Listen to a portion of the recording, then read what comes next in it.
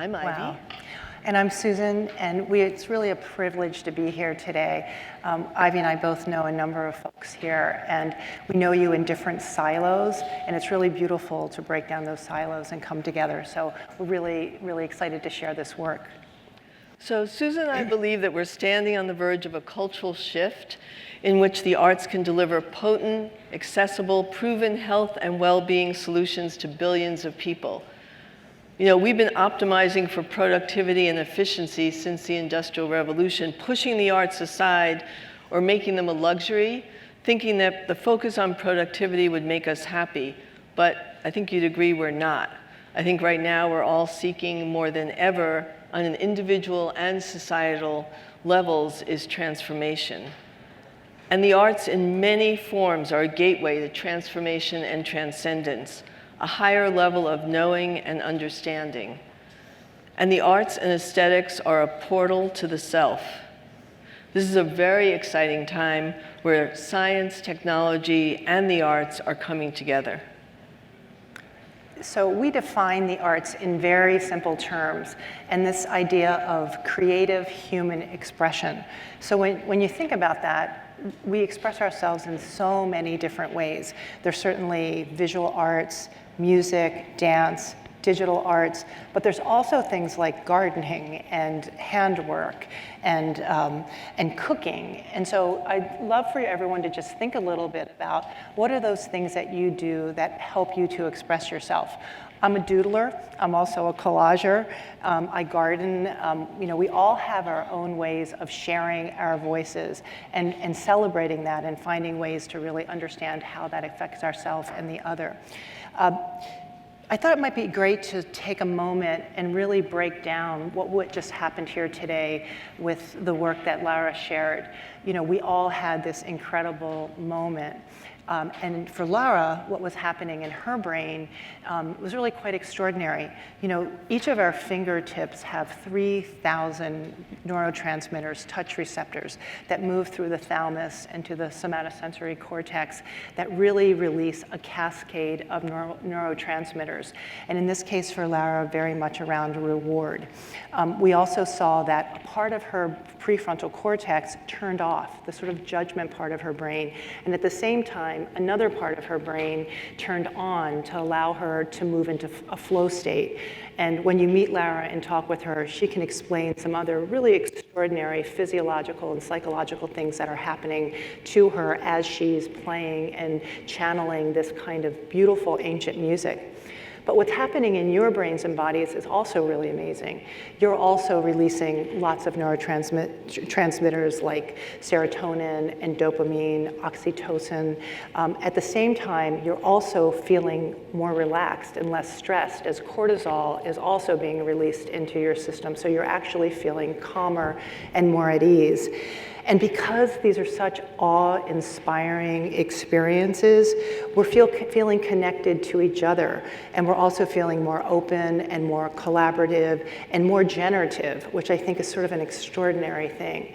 And finally, what I also love about this very simple moment together is that together we're synchronizing. We're in harmony with each other, and our bodies do that.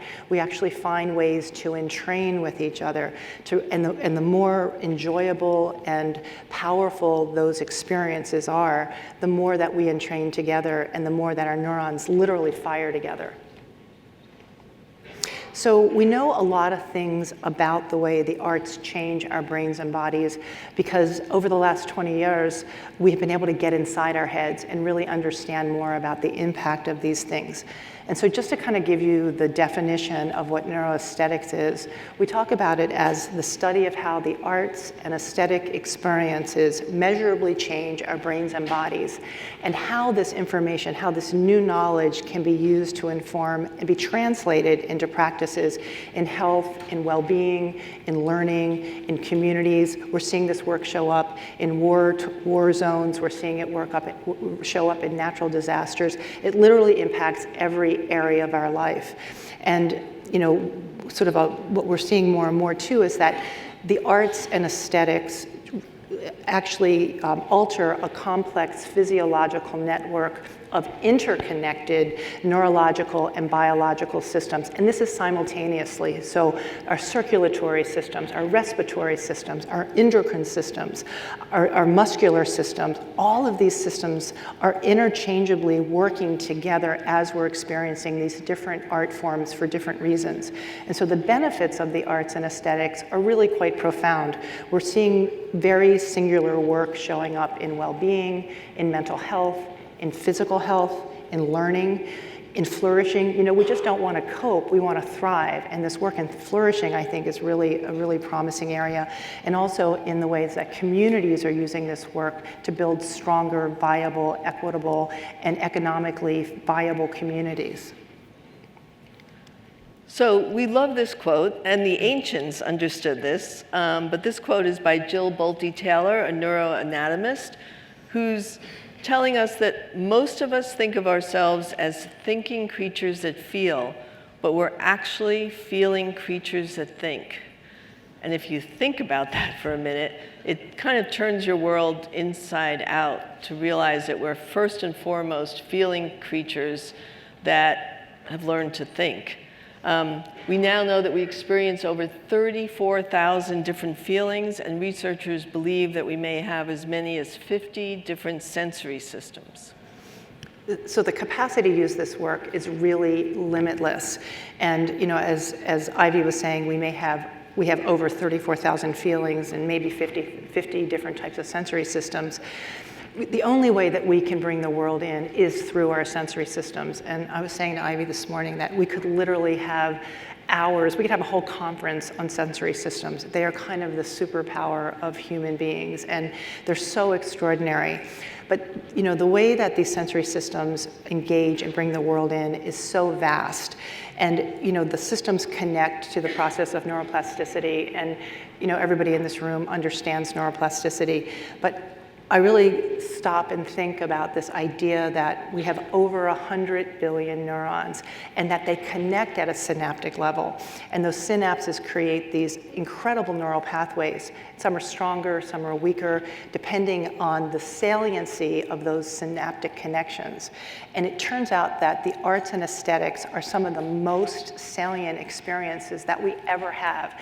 And that doesn't necessarily mean that they're positive experiences. You know, as Ivy said, this range of emotion and feelings are vast.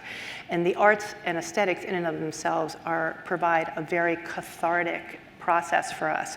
But it's the power of those neural pathways that really allow us to grow and change and heal and flourish. And so in the interest of time, we're not going to be able to talk a lot about all the different ways the arts work, but just to say that we are knowing a lot more about things like Parkinson's and dance, or singing and Alzheimer's, or the way expressive writing actually lowers cognitive load and also reduces stress, and so many more other examples. So in the last couple minutes, Ivy's going to talk a bit about some of the ways that the arts and technology are coming together to really amplify human potential. So we're seeing expansive growth for the immersive arts. They're creating this new form of expression, and it's really an exciting frontier. The implications of immersive arts are already impacting both mental and physical health, education, learning, and even community. One example is Adam Gonzalez, who has built a better reality game, virtual, that is helping people with ADHD. Another is Snow World, which takes burn victims to a cold winter wonderland that's being used for pain management for burn victims. And another is Med Rhythms, which is using music and sensors on your shoes to improve gait. You know, there's art and technology that's helping individuals, but there's also new physical immersive art experiences that are designed to take you out of your cognitive mind and into your physical body and sensory systems. And I think we are all craving that. We are just burnt out of being in our cognitive mind all the time. So in the future, we think that you'll not only be looking at art, but you're literally going to become part of it with whole body experiences. And just to share a few, this is one called The Shape of Water that happened in Milan Salone Design Fair in April. but the experience took the science of somatics, which is making sound visible, put music through pure water, and the water patterns were projected onto a 14-foot dome that people laid underneath, eyes open, and for about 30 minutes. And because we're 60% water, our bodies would get in resonance with the patterns that were being shown up on the dome.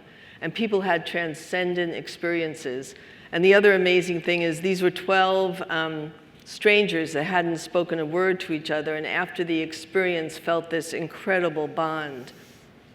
The second is a piece called Satellite One by a multidisciplinary team of artists, musicians, and architects called Chromasonic.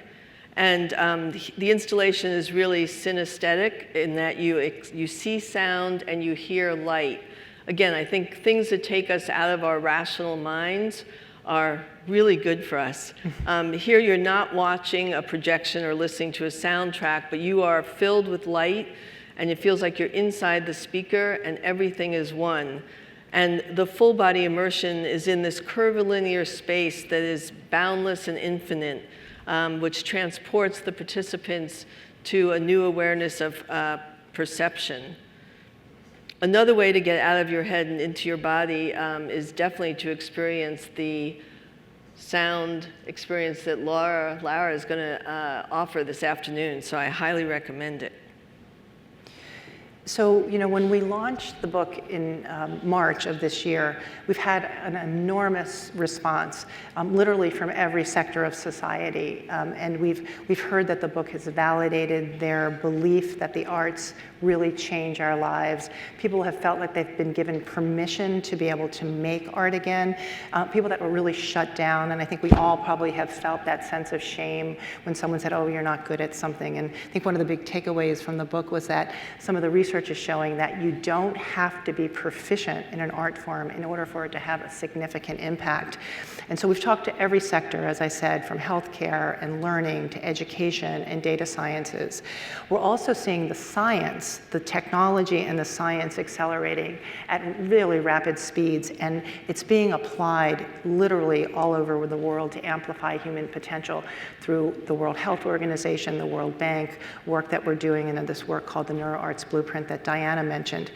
We also believe that, you know, while funding is essential and more policy needs to happen, like in many of the fields we are talking about here this weekend, you don't have to wait. And so Ivy and I developed something called the NeuroAesthetics Mindset, which is 4 different attributes. And just to kind of hold these with you as you move around the next couple of days. The first is curiosity and really being open to that. The second is playful exploration. So not judging what you're hearing or what you're doing, but just really being able to explore it. And the third is opening yourself up to these sensorial experiences. What are you smelling? What are you tasting? You know, what does it feel like? What are you hearing? And then the last is engaging in the arts as a maker or a beholder. So Ivy and I really believe that to solve the problems of today, we need to tune into our bodies and to feel our way into the future. So we invite you each to change your lens over the next couple of days to really help us change the world. And we just want to thank you for being here today, and we're really excited to meet with many of you. So thank you. Thank you.